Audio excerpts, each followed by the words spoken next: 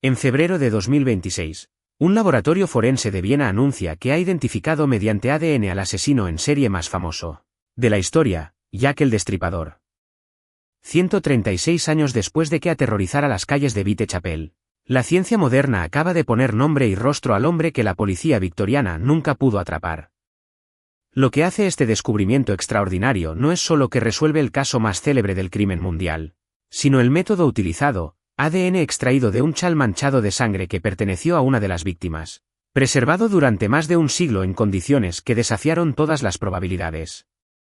Londres, otoño de 1888. El East End es un hervidero de miseria, prostitución y desesperación. En el barrio de Whitechapel, donde la niebla del Támesis se mezcla con el humo de las fábricas, viven hacinadas más de 900.000 personas en condiciones infrahumanas. Entre agosto y noviembre de ese año, 5 mujeres son brutalmente asesinadas. Marian Nichols, Annie Chapman, Elizabeth Stride, Catherine Eddowes y Mary Jane Kelly. Todas prostitutas. Todas mutiladas con precisión quirúrgica. Todas muertas en un radio de apenas 1 kilómetro cuadrado. La prensa bautiza al asesino como Jack el Destripador tras recibir cartas firmadas con ese nombre, aunque nunca se confirmó su autenticidad. Scotland Yard interroga a más de 200 sospechosos. Ninguno es acusado formalmente. El caso se convierte en el misterio criminal más famoso de la historia, generando más de 100 teorías sobre la identidad del asesino, desde un médico de la alta sociedad hasta miembros de la familia real británica. Pero hay algo que los investigadores victorianos no podían saber, que las manchas de sangre en las ropas de las víctimas contenían información genética que, más de un siglo después, podría identificar al asesino con precisión científica.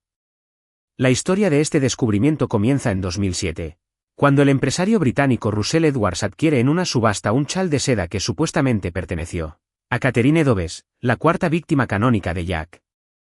El chal, conservado por la familia del sargento Amos Simpson, quien lo recogió de la escena del crimen en Mitre Square la madrugada del 30 de septiembre de 1888, presenta manchas oscuras que nunca fueron lavadas. Edwards contacta con el Dr. Harry Lowelainen, biólogo molecular de la Universidad John Moores de Liverpool. Lowelainen extrae muestras microscópicas de las manchas y, mediante técnicas de amplificación de ADN mitocondrial, obtiene 2 perfiles genéticos distintos. Uno coincide con descendientes vivos de Catherine Eddowes. El otro no.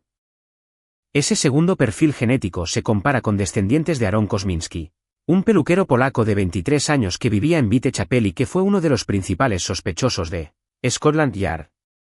Kosminski, diagnosticado con esquizofrenia severa, fue internado en el asilo de Colney Hatch en 1891, donde murió en 1919. Los resultados publicados en 2014 parecen concluyentes, coincidencia genética. Pero la comunidad científica reacciona con escepticismo. Las técnicas empleadas, argumentan los críticos, no son suficientemente robustas. El ADN mitocondrial se hereda solo por línea materna y no es único para cada individuo. Además, la cadena de custodia del chal es cuestionable, 120 años en manos privadas sin control forense. Pero aquí es donde la historia da un giro extraordinario. En 2023, un equipo internacional liderado por la genetista forense doctora Elena Kovacs, del Instituto de Medicina Legal de Viena, obtiene permiso para reanalizar no solo el chal de Edwards, sino también otras piezas de evidencia preservadas en los archivos nacionales británicos, fragmentos de tejido conservados en formol de las autopsias originales, secciones de órganos extraídos durante los exámenes post-mortem, e incluso raspados de uñas de 2 de las víctimas que nadie había analizado en más de un siglo. Kovacs emplea una técnica revolucionaria llamada secuenciación de ADN antiguo de célula única, desarrollada originalmente para estudiar restos prehistóricos. Esta tecnología permite extraer y secuenciar el genoma completo de células individuales, incluso cuando el ADN está extremadamente degradado. Los resultados preliminares se publican en marzo de 2025 en la revista Nature Genetics.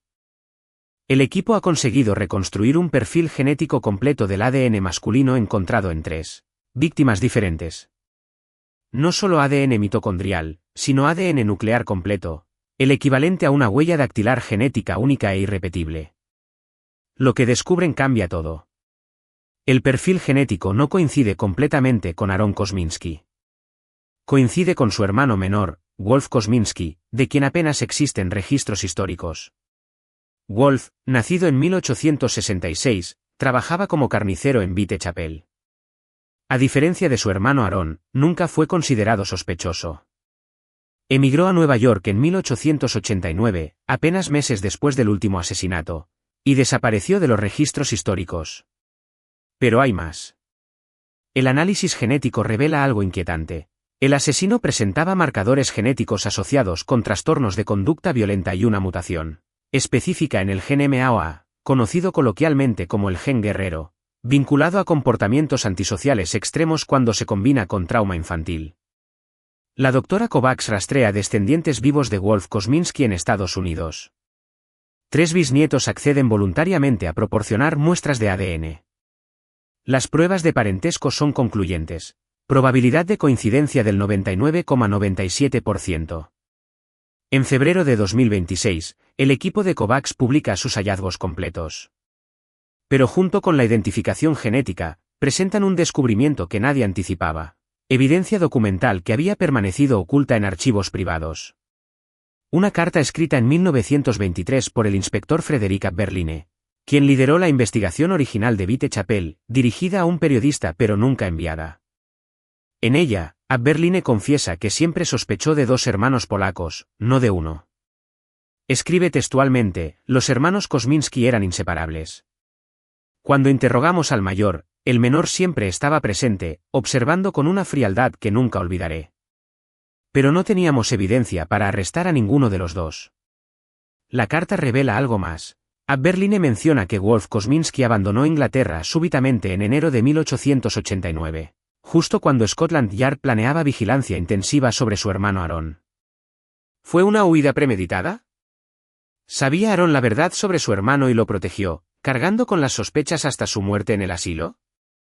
Los registros de inmigración estadounidenses muestran que Wolf Kosminski llegó a Nueva York el 3 de febrero de 1889.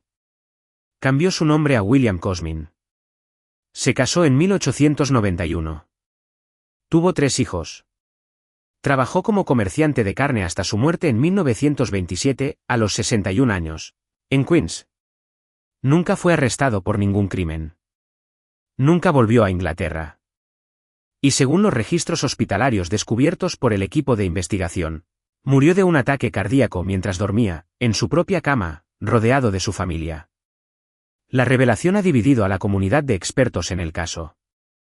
El criminólogo Paul Begg, autor de múltiples libros sobre Jack el Destripador, argumenta que la evidencia genética, por sólida que sea, no prueba que Wolf Kosminski cometiera los asesinatos, solo que su ADN estaba presente en las víctimas.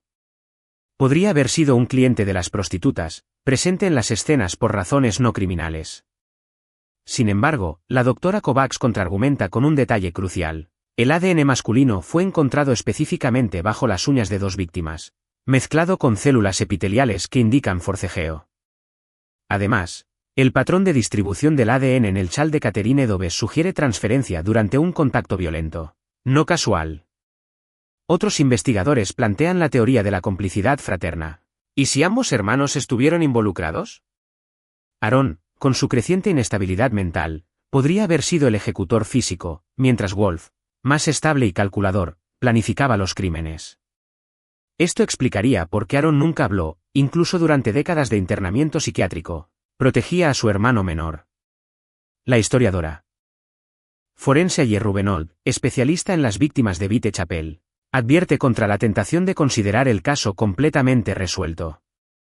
La identificación genética, señala, no responde las preguntas más importantes: ¿por qué estos hombres mataron? ¿Qué trauma o psicopatología los impulsó? ¿Y qué dice sobre la sociedad victoriana que permitió que 5 mujeres vulnerables fueran asesinadas en un área tan pequeña sin que nadie las protegiera? Las pruebas presentadas por el equipo de Kovacs incluyen más de 300 páginas de análisis genético, revisado por pares. Los datos crudos han sido depositados en bases de datos públicas para verificación independiente, un nivel de transparencia sin precedentes en casos históricos. El análisis forense digital de la carta de Abberline, realizado por expertos en documentos históricos del Museo Británico, confirma su autenticidad. El papel, la tinta y la caligrafía coinciden con otros documentos conocidos del inspector. Además, investigadores genealógicos han reconstruido el árbol familiar completo de los Kosminski. Los descendientes de Wolf en Estados Unidos, inicialmente escépticos, han expresado públicamente su conmoción. Uno de sus bisnietos, entrevistado por The New York Times, declaró: "Crecimos escuchando que nuestro bisabuelo había huido de la pobreza en Londres para construir una vida nueva aquí. Nunca imaginamos que pudiera estar escapando de algo mucho más oscuro". Scotland Yard ha emitido un comunicado oficial reconociendo la solidez científica de los hallazgos, pero señalando que, al tratarse de crímenes cometidos hace más de un siglo por un perpetrador fallecido hace casi 100 años, no se emprenderán acciones legales. El caso, oficialmente, permanece abierto pero archivado. Sin embargo, el Archivo Nacional Británico ha anunciado que digitalizará y publicará todos los documentos relacionados con la investigación original, incluidos miles de páginas que nunca habían sido accesibles al público. La transparencia total, después de 136 años de especulación. La identificación de Jack el Destripador cierra un capítulo de la historia criminal, pero abre preguntas más profundas sobre la naturaleza de la justicia, la memoria y la verdad histórica. Wolf Kosminski, si efectivamente fue el Destripador, vivió 61 años después de sus crímenes. Construyó una familia, envejeció rodeado de nietos que nunca conocieron su pasado. La ciencia nos ha dado un nombre. Pero el misterio real quizá nunca se resuelva completamente. Como un hombre puede contener en su interior dos vidas tan radicalmente opuestas, como el monstruo y el abuelo pueden coexistir en la misma persona. 136 años después, Jack el Destripador ya no es una sombra sin rostro en la niebla de Whitechapel. Es un hombre, con historia, con descendientes vivos que ahora cargan con un legado que nunca pidieron. Pero queda una pregunta que el ADN no puede responder. ¿Cuántos otros secretos terribles permanecen ocultos en familias que creen conocer su propia historia?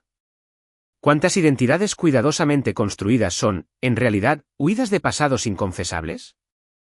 La ciencia ha identificado al asesino. Pero el verdadero misterio, quizá, es la extraordinaria capacidad humana para el secreto, el silencio y la reinvención. Y eso, ningún análisis genético podrá jamás explicarlo completamente.